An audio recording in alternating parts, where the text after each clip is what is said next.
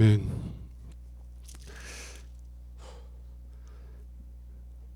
히브리서 9장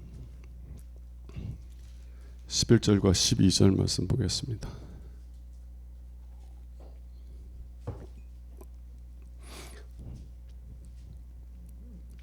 히브리서 9장 11절 12절. 그리스도께서는 장래 좋은 일의 대상으로 오사 손으로 짓지 아니한 것 곧 이 창조에 속하지 아니한 더 크고 온전한 장막으로 말미암아 염소와 송아지의 피로 하지 아니하고 오직 자기의 피로 영원한 속죄를 이루사 단번에 성소에 들어가셨느니라. 오늘은 주님의 그런 십자가에서 죽으심이 우리를 위한 영원한 속죄를 이루셨다 라는 것이 무엇을 의미하고 그것의 결과가 무엇인지에 대해서 살펴보는 시간을 갖도록 하겠습니다. 예수님께서 자신의 피로 영원한 속죄를 이루사 단번에 성소에 들어가셨다라고 말해요. 왜 예수님께서 드리신 속죄제사, 자신의 생명을 들여서 우리의 죄를 씻기 위해서 자신의 생명을 내어주신 그 희생제사가 우리를 위한 영원한 속죄가 되느냐? 왜 그래요? 왜냐하면 예수님은 죄가 없으실 뿐만이 아니라 온 우주보다 크신 창조자이시기 때문에 그렇습니다. 골로새서 1장 16절에 보면 하나님 아버지께서는요, 예수 그리스도 하나님의 아들을 통해서 이 세상을 창조하셨다라고 말해요.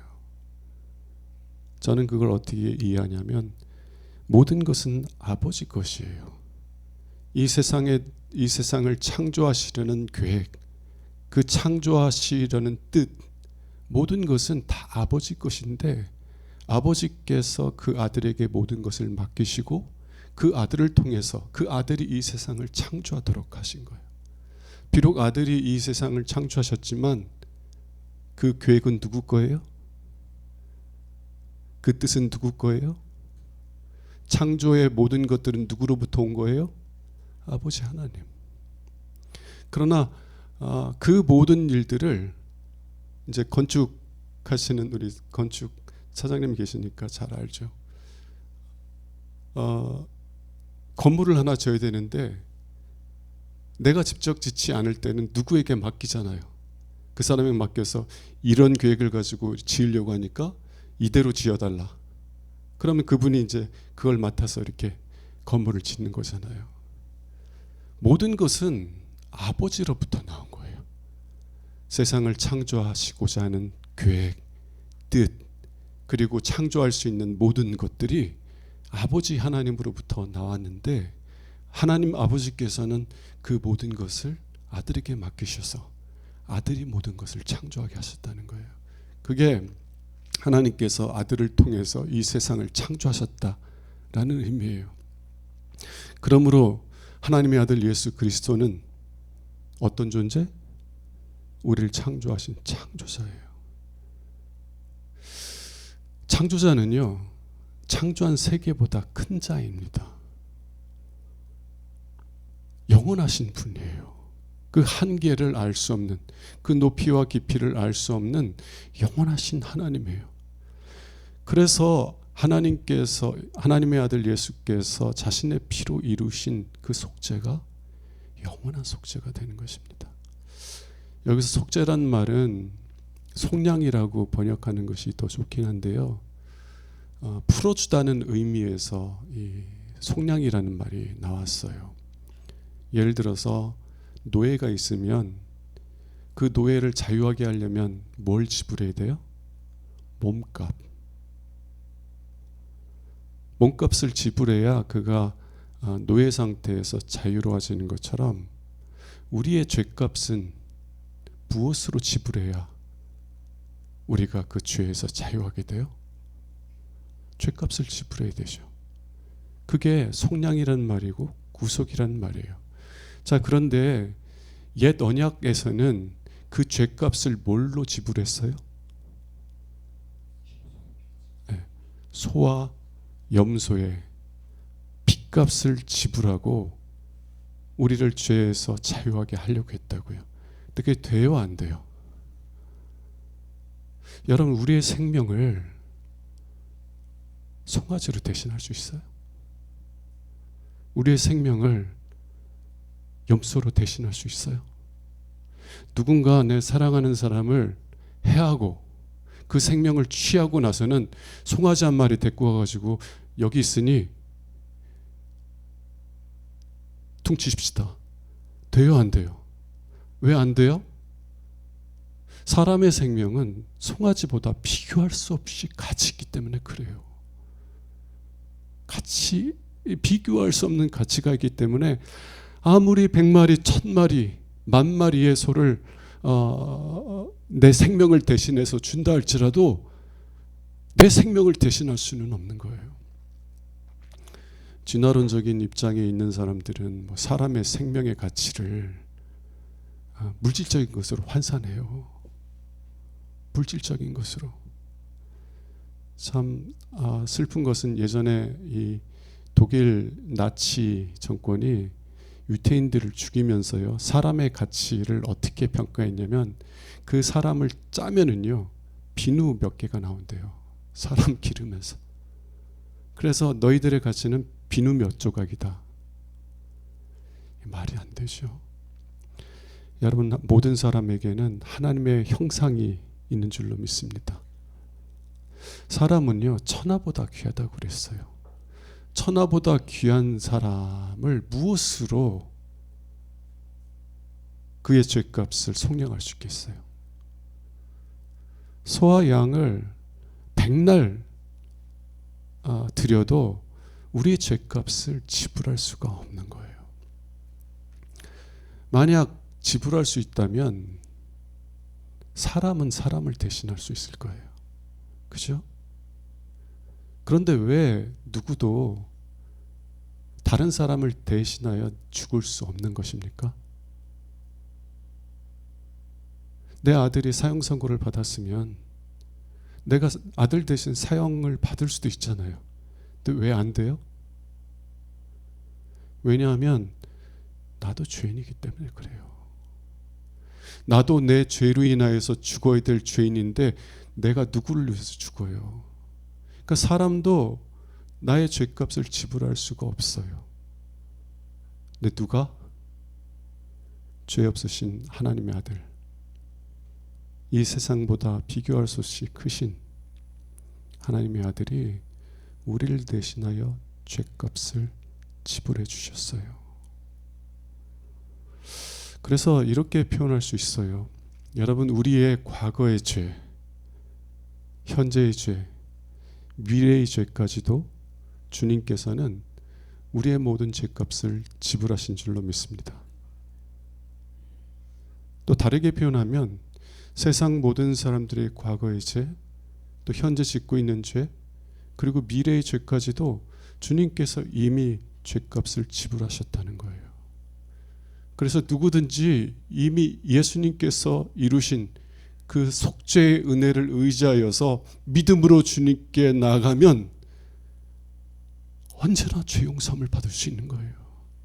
내 죄가 주홍같이 붉을지라도 주님의 그 십자가의 공로를 의지하여서 주님께 나가면 주님께서는 언제나 내 죄를 용서해 주시는 거예요. 왜요? 마치 이런 것과 같아요. 나만 장군이라고 알죠. 나만 장군이 왔을 때 그 요단강에서 자기 몸을 씻잖아요. 자기 몸을 씻어요. 그랬더니 문둥병이 깨끗함을 받았어요. 만약에 요단강에 들어가기만 하면 문둥병이 낫고 모든 질병이 낫는다고 그러면 온 세상 사람들이 그 요단강에 몰려와가지고 서로 씻으려고 하겠죠. 지금 인도 겐지스강이 그렇잖아요. 겐지스강에 들어가서 그 강물, 그 더러운 물로 자신을 씻으면 자신이 깨끗하게 된다고 믿어요.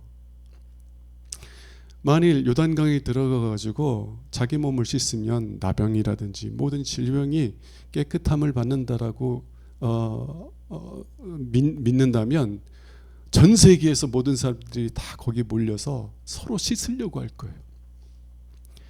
근데 여러분, 하나님이 창조하신 요단강도 크지만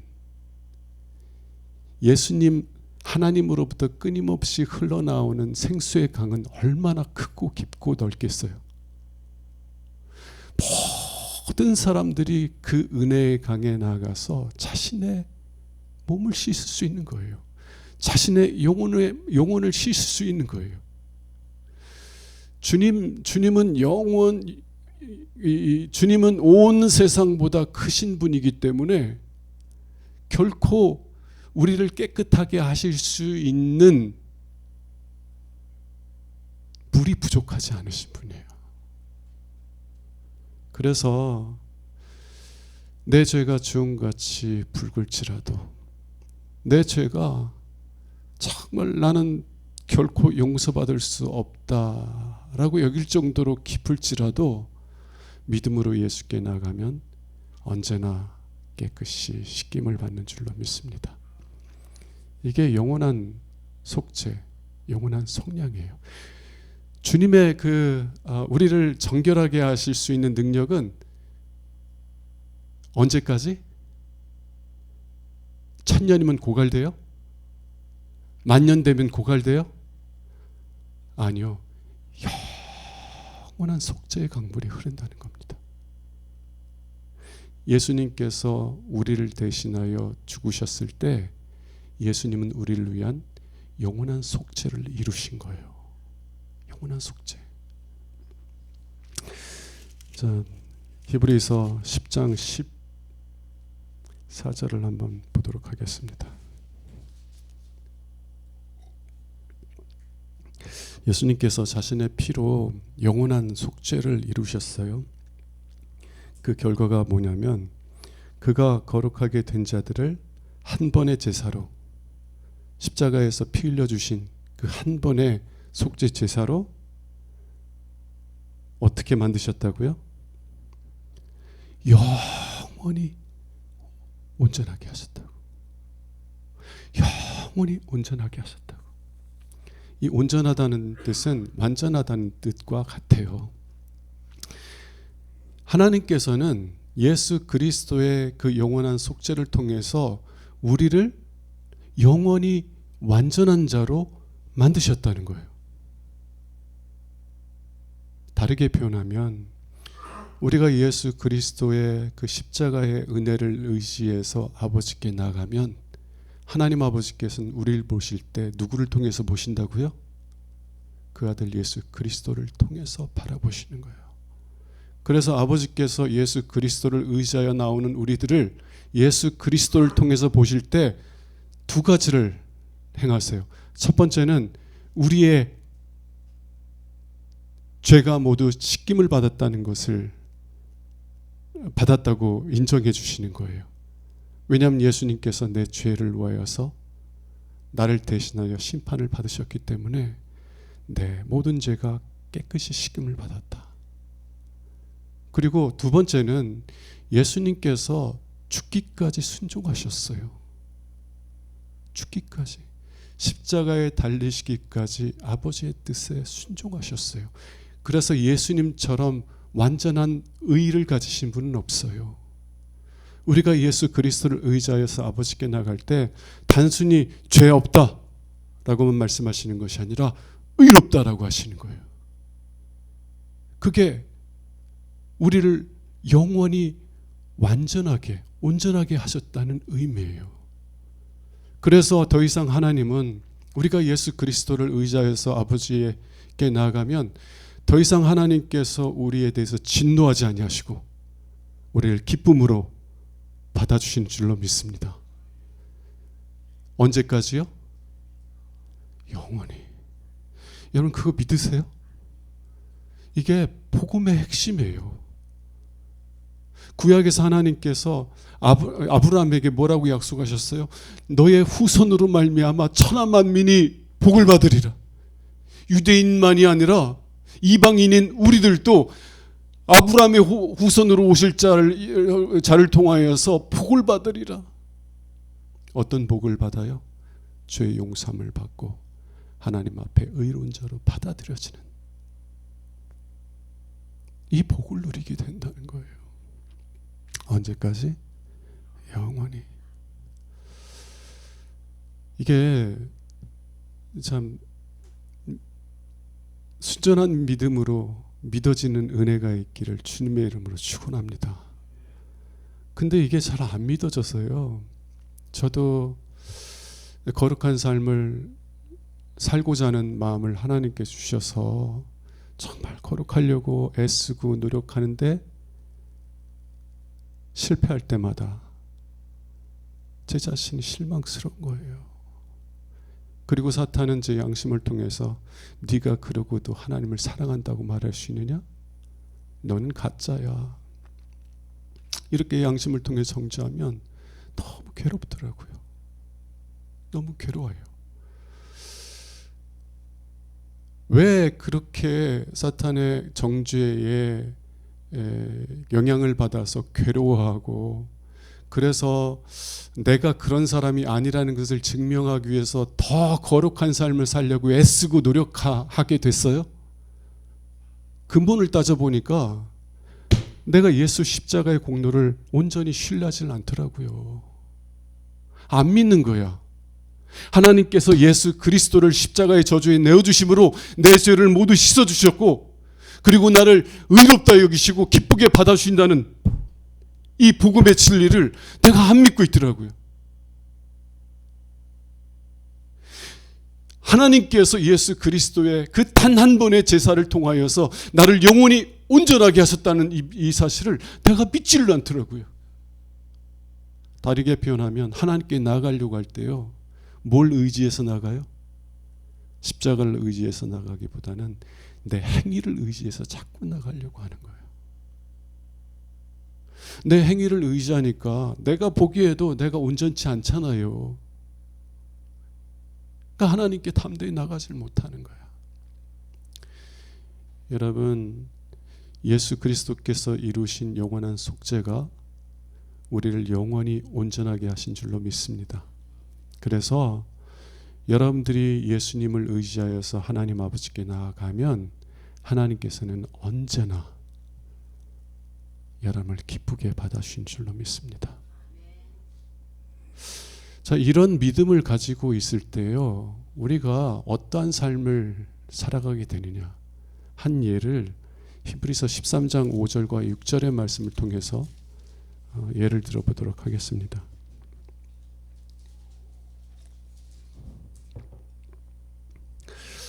히브리서 13장 5절과 6절. 돈을 사랑하지 말고 있는 바를 족한 줄로 알라. 그가 친히 말씀하시기를 내가 결코 너희를 버리지 아니하고 너희를 떠나지 아니하리라 하셨느니라. 그러므로 우리가 담대히 말하되 주는 나를 돕는 이시니 내가 무서워하지 아니하겠노라. 사람이 내게 어찌하리요. 돈을 사랑하는 마음, 그 돈을 사랑하는 마음은 어디로부터 옵니까?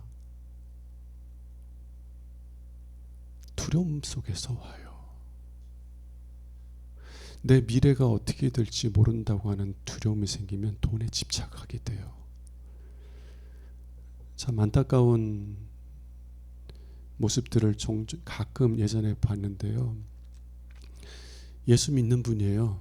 스스로 예수 믿는다고 하는데 사람들에게 배신당하고 상처받고 이러니까 그분이 뭐라고 표현하냐면 믿을 건 돈밖에 없다고. 저는 그 얘기를 들을 때 참 마음이 아팠어요. 믿을 건 하나님밖에 없습니다. 주님 저를 붙잡아 주세요. 이렇게 고백해야 되는데 믿을 건 돈밖에 없다는 거예요. 돈은 배신하지 않는다는 거예요. 여러분, 돈을 의지하고 돈을 사랑하게 되면 어떤 결과가 일어나요? 돈에 집착하는 삶을 살게 되죠. 돈에 집착하면은요, 인간관계도 다 깨져요. 돈이 많을수록 사람들을 신뢰하는 능력은 현저히 떨어져요.